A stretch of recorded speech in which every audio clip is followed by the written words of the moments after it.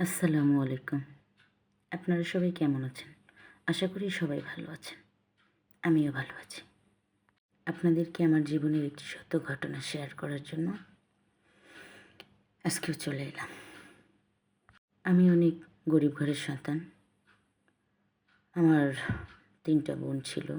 আমার বাবা-মা অনেক কষ্ট করে আমাদেরকে লালন-পালন করে খুব বেশি দিন করতে পারেনি। তাই কোনো রকম বড় করে খুব অল্প বয়সেই যখন আমার বয়স হচ্ছে ১৪ বছর চলে, তখনই আমার বিয়ের ঘর নিয়ে আসে তারা। ১ম ঘরটা ছিল মধ্যবর্তী একটা পরিবারের, কিন্তু ওই ছেলেটা তেমন একটা ভালো ছিল না। গ্রামে একটু জানকারি নেবার সময় তারা এটা জানতে পারে, মানে আমার বাবা-মা জানতে পারে যে ওই ছেলেটা নাকি বিভিন্ন অপকর্মের সাথে যুক্ত। যেমন জুয়া, মদ, বিভিন্ন ধরনের অপকর্মের সাথে লিপ্ত। তো সেই বিয়ের ঘরটা তারা ক্যানসেল করে দেয়। ঠিক তার ১ সপ্তাহ পর আবারও নতুন করে আমার বিয়ের ঘর আসে। সেই ছেলেটা ছিল মোটামুটিভাবে খুব বেশি একটা যে মানে অর্থনৈতিক অবস্থা ভালো বা চাকরি-বাকরি করে তেমন কিছুই করতো না। তো যেখানে কাজই করে না সেরকম একটা ঘরে কি কেউ চাইবে কারো মেয়েকে বিয়ে দিতে? তো ওই ঘরেও আর আমার বিয়ে হলো না। সেটাও ক্যানসেল হয়ে গেল। তারপরে আবার ১ সপ্তাহের মধ্যে আরেকটা বিয়ের ঘর নিয়ে আসলো। তো ওটাতে কথায় বার্তায় মোটামুটি বনে গেল। তারপরে হচ্ছে যে ওনারা ভালো প্রভাবশালী ছিল। তো আমার বিয়ের সময় আমার বাবা গরিব, ওই জন্য ওনারা কিছুই নেন নাই। মানে আমার স্বামী কিছুই নেয়নি। তো আমাকে এমনিতেই বিয়ে করে নিয়ে গেছে, কোনো পণ দিতে হয়নি। বাড়িতে যাওয়ার পর মোটামুটি ওই বাড়িতে আমার শাশুড়ি মা ছিলেন, আমার শ্বশুর ছিল, আর আমার বড় ভাসুর ছিল, ভাসুরের বউ ছিল। ওনারা আমার বিয়েতে এসেছিল, কিন্তু ওনারা আসলে দেশে থাকতেন না। ওনারা দেশের বাহিরেই থাকতো বেশিরভাগ। মাঝে মধ্যে হয়তো বা বছরে ২-১ বার দেশে আসতো বেড়ানোর জন্য। ১ সপ্তাহ ১৫ দিন, অতিরিক্ত হলে ১ মাস থাকতো, তারপরে চলে যেত। যে কি আমার বিয়ের মধ্যে আসলো তারা। আর আমার ননদ ছিল, ওরও বিয়ে হয়ে গেছে, ও বাইরে থাকতো। তো আমার ফ্যামিলির মধ্যে শুধু আমার শ্বশুর, আমার শাশুড়ি আর হচ্ছে আমার স্বামী, আমরা দেশেই থাকতাম। তো বিয়ে শাদী হয়ে যাওয়ার পর আমার স্বামী মোটামুটি আমাকে ভালোই সম্মান, ইজ্জত, ভালোবাসা, স্ত্রীর অধিকার, স্বামী স্ত্রীর সম্পর্ক সবটাই দিয়েছে। মোটামুটি ৩ মাস একই সঙ্গে আমরা ছিলাম।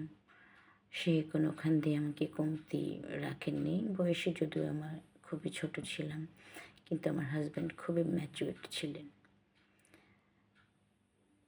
এভাবে করে বেশ ৩টা মাস আমরা একসঙ্গে থাকলাম। আমার হাজব্যান্ড যেহেতু সরকারি চাকরি করতো, তো আমার হাজব্যান্ডের বদলি হয়ে গেল। ওনাকে গ্রামে অনেক, মানে বর্ডার সাইডে বদলি করে দেওয়া হলো। তো এখন বাড়িতে তো শ্বশুর শাশুড়ি একাই থাকে, ওনার সঙ্গে আমার যাওয়ার সম্ভব হলো না। তো প্রথম অবস্থায় আমার স্বামী আমাকে সবসময় ফোন দিত, কথা বলতো। এভাবেই কয়েকটা মাস কেটে গেল। উনি আবারও আসলেন বাড়িতে। আসার পরে সেমভাবে আমাকে সময় দিত, অনেক সম্মান করতো, অনেক ভালোবাসতো। বেশি থাকতে পারতো না। ওই ২-৪ মাস পরে আসলে দেখা যায় যে ১ দিন বা ২ দিন থেকেই চলে যেত। যাওয়ার পর দ্বিতীয়বার যখন এসে চলে গেল, যাওয়ার পর মোটামুটি ১ সপ্তাহ ভালো ফোন করতো, খবর নিত, কথা বলতো। 1 সপ্তাহ কেটে যাওয়ার পর আমার হাসব্যান্ড আর আমাকে ফোন করতেন না, বা আমিও যদি ফোন করতাম সেই ফোনটাকে সে অ্যাভয়েড করতো। তো আমি তো ফোন দিতেই থাকতাম। মাঝে মধ্যে রিসিভ করে বলতো যে, এত বিরক্ত করছো কেন? আমি অনেক ব্যস্ত আছি, প্লিজ আমাকে ফোন করো না, বিরক্ত করো না, এভাবে করে বলতো। তো আসলে এসব শুনতে শুনতে একটা সময় মনটাই ভেঙে যেত, খুব কান্নাকাটি করতাম যে আমার স্বামী যে আমাকে এত ভালোবাসে, এত রেসপেক্ট করে, হঠাৎ করে তার এমন কী হয়ে গেল যে সে এহেন আচরণ করছে আমার সঙ্গে। এভাবে শুধু কান্নাকাটি করতাম আর ওকে ফোন দিতাম। ঘরে কোনো কাজকাম করতে ভালো লাগতো না, সবসময় ওর কথা ভাবতাম যে কেন সে এরকম করছে। আসলে আমি বুঝতে পারছিলাম না। আর প্রায় সময় যদি অফলাইনে ফোন দিতাম, অনলাইনে না পেলে শুধু দেখতাম ওয়েটিংয়ে আছে, আর অনলাইনে দিলে ধরতোই না, বা ধরলেও শুধু ব্যস্ততা দেখাইতো। এভাবেই সময় কাটতে 6 মাস হয়ে গেল, বাড়িতে আর আসেন না উনি। আমারও তেমন এক খোঁজ খবর নেয় না। তো আমার শাশুড়ি মা এসব চিন্তায় অনেক অসুস্থ হয়ে যায়। আমাকে ওনার মেয়ের মতোই ভালোবাসতো। এভাবে করতে করতে শাশুড়ি মাও খুবই অসুস্থ হয়ে যায়। আমাকে হাসপাতালে নিয়ে যাওয়া হয়, অ্যাডমিট করা হয়। প্রায় 28 দিন হয়ে গেল শাশুড়ি মা হাসপাতালে।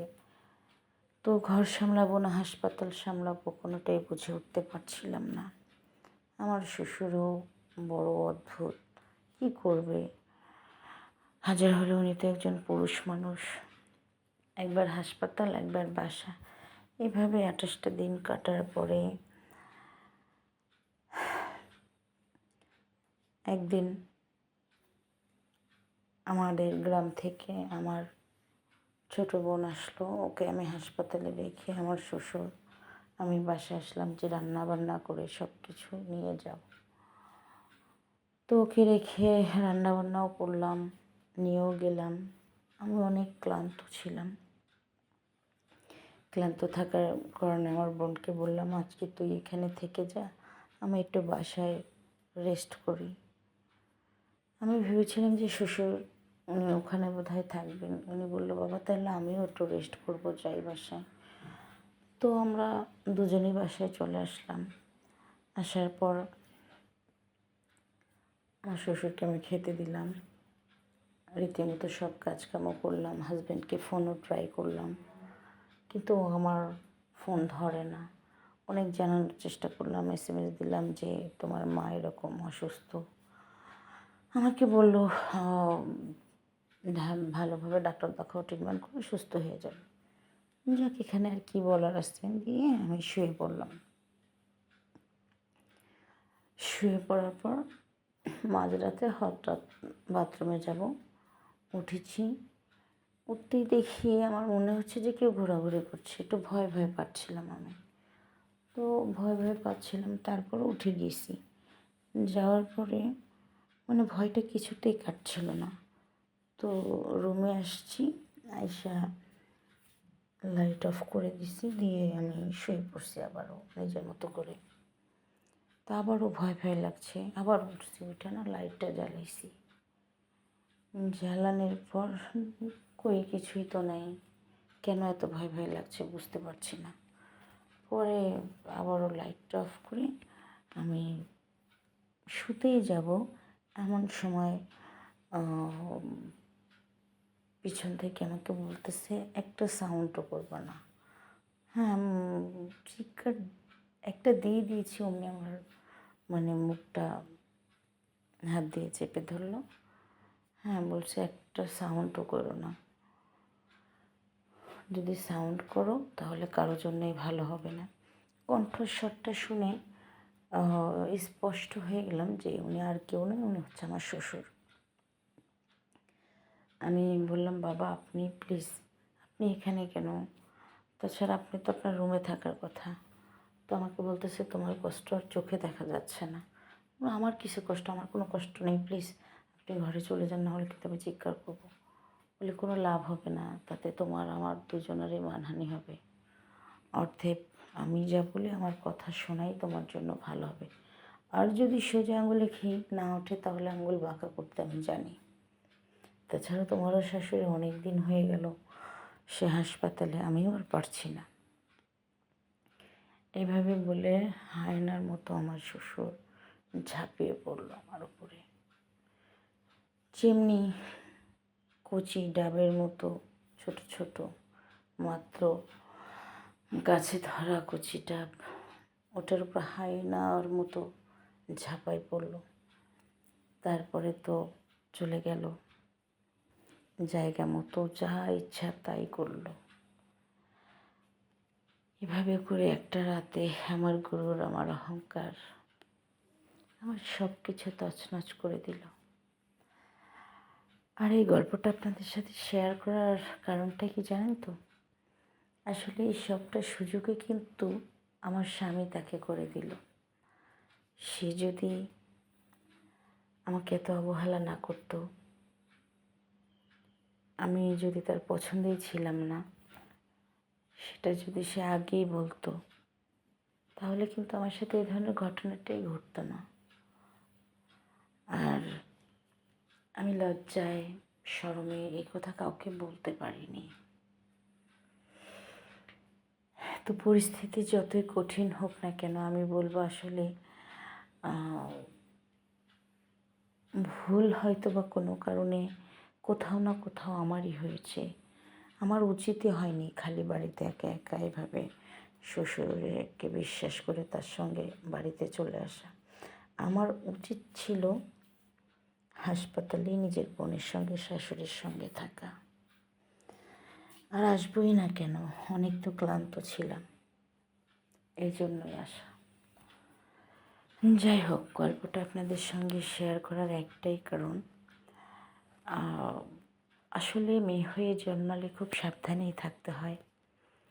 আর রক্ষক যখন ভক্ষক হয়ে যায় তখন কিছু করার থাকে না মানুষ।